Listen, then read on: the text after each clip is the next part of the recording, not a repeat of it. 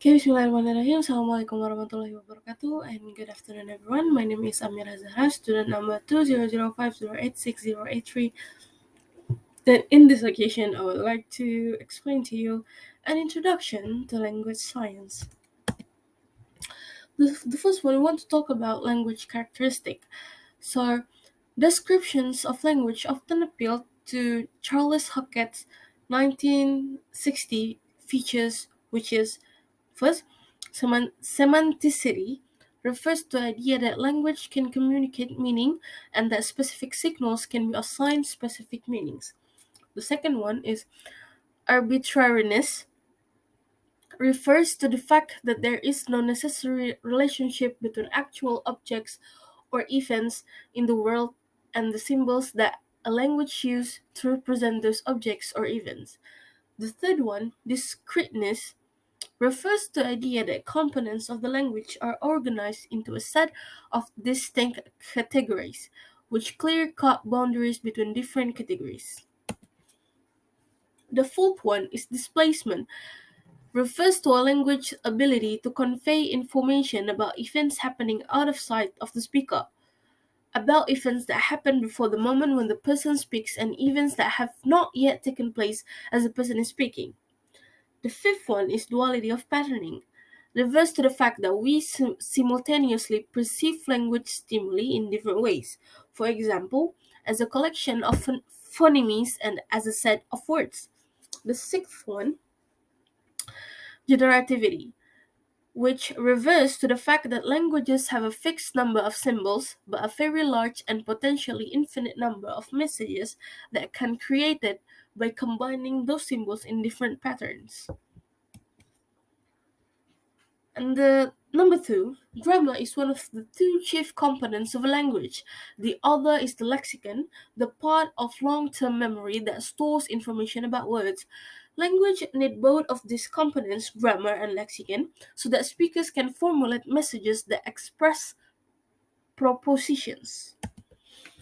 The third one, number three, is grammar.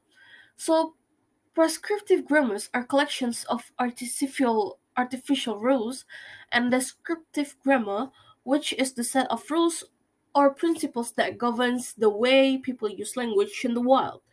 That is how people naturally and normally think and behave. The next one, I want to talk about grammar, language origins, and non-human communication system. There are two main overarching ideas about how modern human language abilities emerge from evolutionary ancestors who lack language, and the same ideas can be used to describe our relationship to living, non-human close relatives, which is the concepts of continuity and discontinuity. So, according to the continuity hypothesis, modern human language is quantitatively different from precursor mental abilities, but it is not different in kind or in quality from more basic communication system. The discontinuity hypothesis, by contrast, proposed that some aspect of modern human language abilities represent a clean break from the past, that our language abilities are qualitatively different from more basic communication system, either in our evolutionary ancestors or in living, non-human animal communication system. Research on communication abilities in apes. Monkeys and apes are also highly intelligent, which makes them good candidates to share some of the complex abilities that are involved to producing and understanding language. It turns out that when apes learn to sign, they talk mostly about food. Over the course of the study, which lasts for just under 4 years, the apes develop communication skills using both gesture and the lexigrams. Among the animals exposed to an enriched language environment from infancy, 4 have acquired receptive vocabularies of 500 words or more, with productive vocabularies of 150 words or more. Next one is monkeys don't talk. Some researchers interpret ape signing behavior as being highly consistent with the linguistic behavior of young children, but in some ways, the behavior of signing apes differs greatly from the language related behavior of young children. Apes are using different mechanisms than humans to acquire language skill.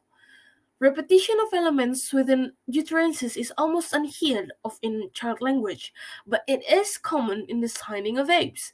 Critical observe of ape language studies have also suggested that the way apes use signs is different from the way humans use words. Humans use words to express intention, while apes' use of symbols seems much shallower and less intentional. To summarize, although apes display some behaviors that humans do, including producing signs to refer to specific objects and events, there are substantial differences between the ways humans and apes use language. The last one is language origins. Would not have been possible without two modern human characteristics: a vocal apparatus that allows for the production of a variety of distinct speech sounds like phonemes, and b, the ability to exert a high degree of very fine control over that vocal apparatus. It is likely that a complex modern language emerged sometimes during the past through 100,000 to 70,000 years. While it is possible that the same processes caused language to appear at the same time as other features of Homo sapiens, it is also possible that the cultural and artistic revolution that occurred approximately 50,000 years ago coincided with the emergence of fully modern languages. Well, I think that's all for me, and thank you guys for watching. Assalamualaikum warahmatullahi wabarakatuh.